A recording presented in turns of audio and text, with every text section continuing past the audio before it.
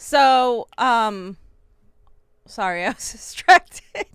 So, AOC, right? And I'm sick and tired of talking about AOC, but every single other day she does something really stupid. And most of us here on this audience know who she is and how much of a phony she is and how terrible she is at her job or what she doing anything of what she promised. But a lot of people still don't know that. So AOC actually is so anti-establishment. She's such a revolutionary, right? That she has a special about her on CNN. It's coming on tonight at 9 p.m. So I'm just gonna mention it later on, but we'll have to watch it and see if it's anything of substance. What'd you do to start the show? Yeah. Sorry, that's what I have to do. So anyway, but she also did this whole little AOC live stream, where she does her whole AOC-isms, and she called her critics negative Nancies. She said, it's okay to say when good things happen. We don't have to be a negative Nancy all the time. So let's hear what she said, and then we'll talk about why this is really, really bad.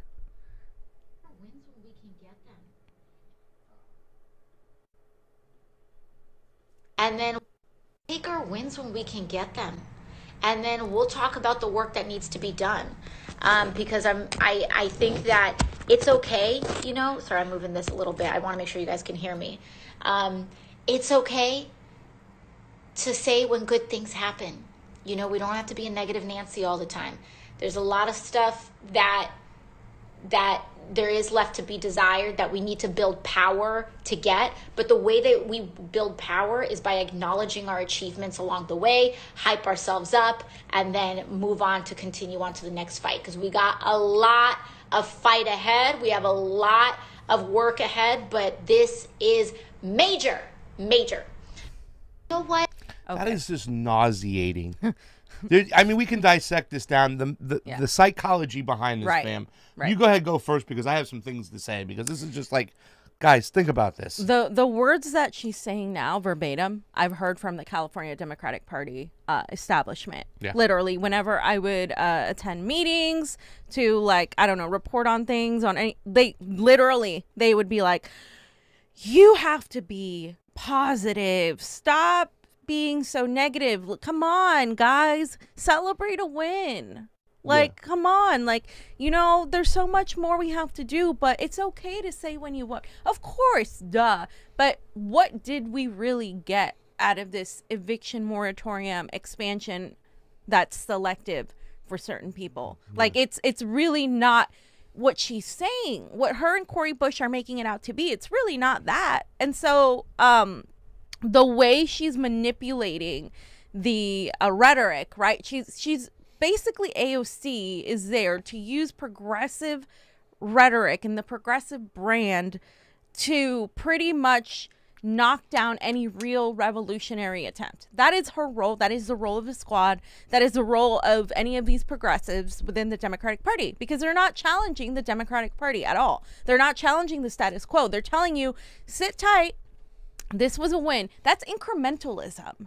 It's just rebranded as a DSA with a DSA flower and Justice Democrats and all this crap. But it's incrementalism. There's no there's no tangible wins that you're getting out of it, and it's gross, because this is what intelligence and the establishment do.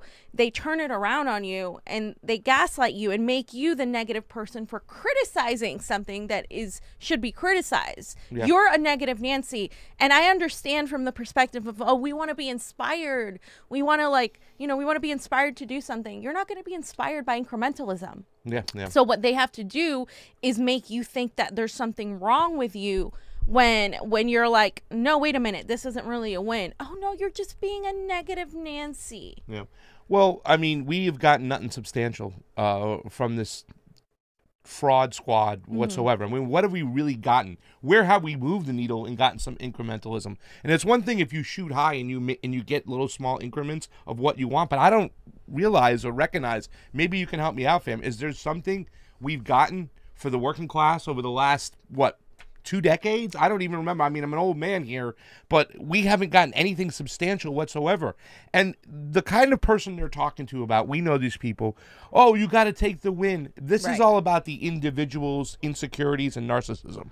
Oh, you know, we haven't gotten anything substantial, but you can't say that to us. We've been doing the work, you know, so we got to get recognized for the work we did. So therefore they take that bait and go, yes, give me a plaque, give me something of significance. I've been working hard. You recognize me. We have to recognize our wins. It's really a sad, narcissistic kind of mentality. You know what I'm saying? And the people that are kind of cheering for that and recognizing that are people that really aren't affected by the poverty levels and shit that's going on. They still have that sense of security. They still have their job. They're not out in the street. You know, I'm not saying that they're all rich or whatnot like that, but they're not in a position to where a lot of people across the country, a lot of poor families who live in paycheck to paycheck are like, listen, enough of the bullshit. We need to really get something that's worthwhile. Right now, we're about to be thrown out in the street, and you guys are praising a moratorium that's kicked back 2 months, and that half the people, you know, not half the people, 10% of the other people are just going to be thrown out in the streets. And not to mention that it might be struck down by the Supreme Court.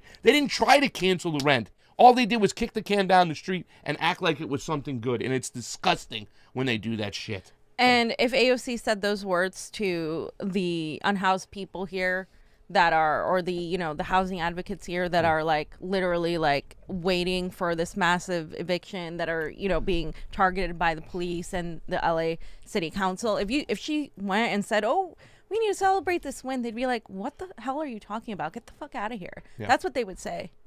And so I also wanted to go over this little teaser for tonight's CNN thing, because again, like, nothing shows you're such a threat to the establishment and the status quo than having the propagandists prop you up. I mean, the biggest propagandists, the CIA. There are more CIA, you know, CIA affiliated journalists working at CNN than any other network, by the way. I mean, apart from MSNBC as well, but like literally. And here they're doing a whole special on her. And this is what it says. She went from waitress, bartender to Congress.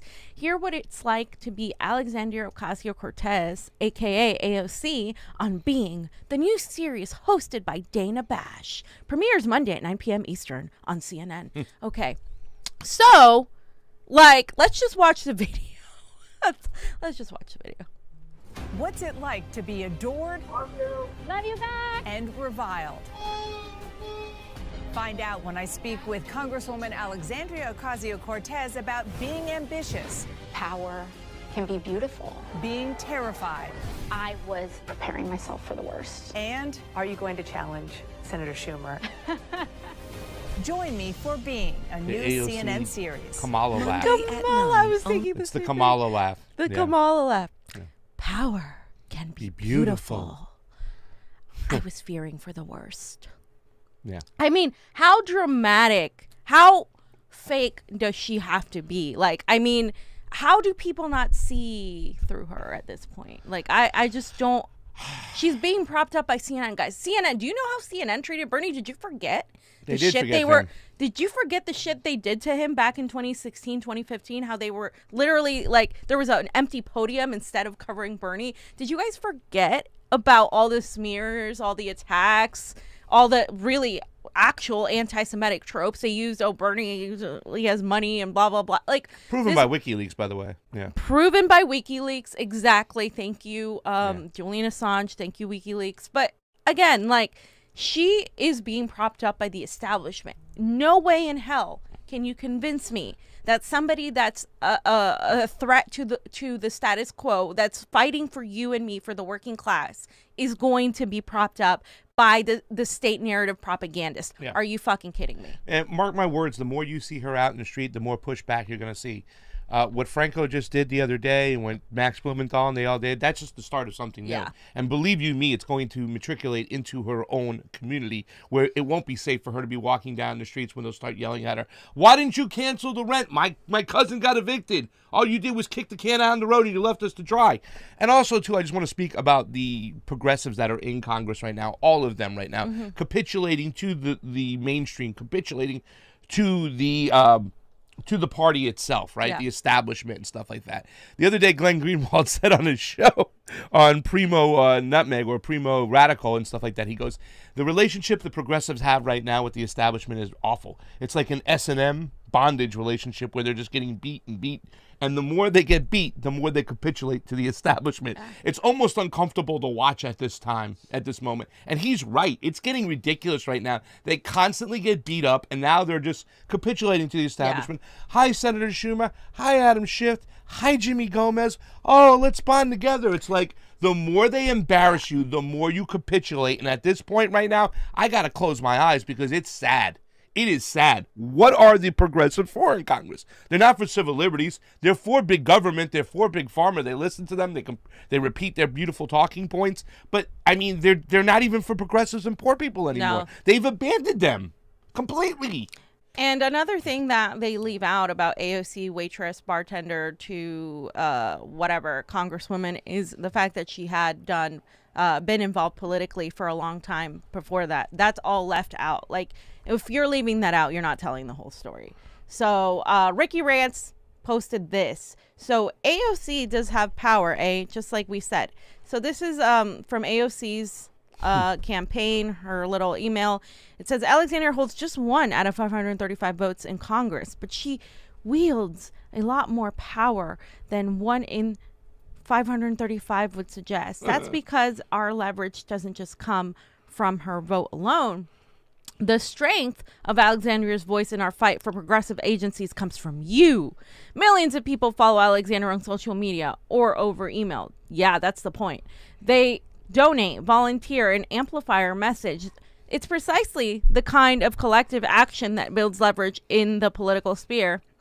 When we advocate for things like extending the eviction moratorium or pressure the Biden administration to cancel student debt, where the fuck is that pressure? Where is that pressure? Did it work? Money. Did you push him left? No. People know that our demands are backed up by millions of grassroots activists who volunteer, donate, and vote. They're fucking chumps. Chumps right now. Anybody still donating and volunteering for AOC is a chump, and I feel really bad because they're still propagandized. Yeah. So when we ask you to donate, we're not only asking you to help to re-elect Alexandria, we're asking you to fund the organizing, advocacy, and communications work that this campaign does to exercise as much power as we can to make change, and we set ambitious fundraising goals accordingly. Please make a $27 donation Johnny, 27. now to help us stay on track this month. Blah, blah, blah. Look, guys. Bullshit. She sent this right after the whole eviction moratorium thing. So did Cori Bush. She sent it via text. We've seen it.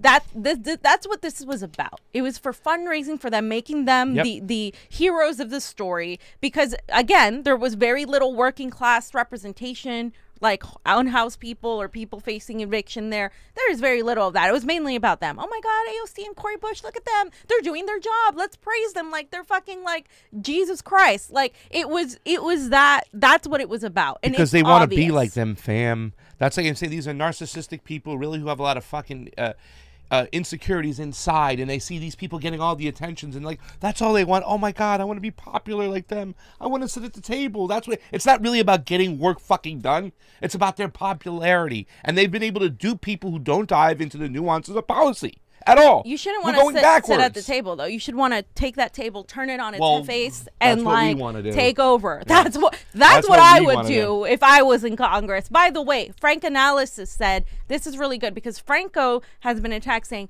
well, what are you doing?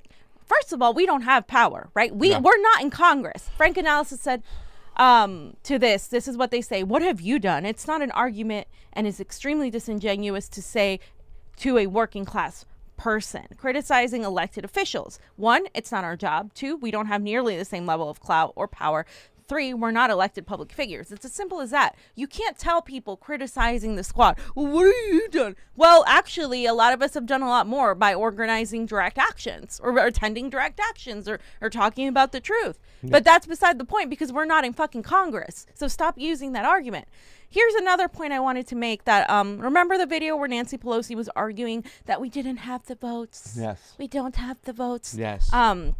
So the ACA at that time had 40 co-sponsors when it passed, and Medicare for All has 117. What? Yet progressives or organizations and politicians such as Mark Pocan, who's a fake and a fraud, suggest that before pushing for a vote for Medicare for all, we need more co-sponsors for it to pass.